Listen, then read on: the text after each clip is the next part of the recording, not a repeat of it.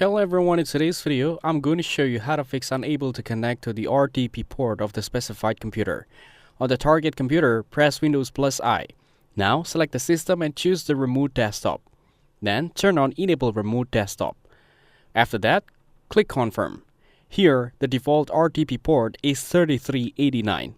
Next, open Registry Editor.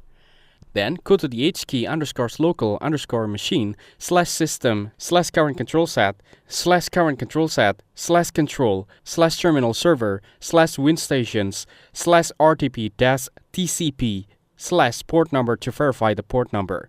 Ensure the port matches the one you're using in your RDP client. Following that, open Windows Security. Now, select the firewall and network protection. Then, choose to allow an app through the firewall. Ensure remote desktop is allowed on private and public networks. Alternatively, add TCP port 3389 manually. After that, ping the target computer by entering the code shown on the screen. Ensure the PC is online and reachable. If using a VPN, ensure the connection allows RDP traffic.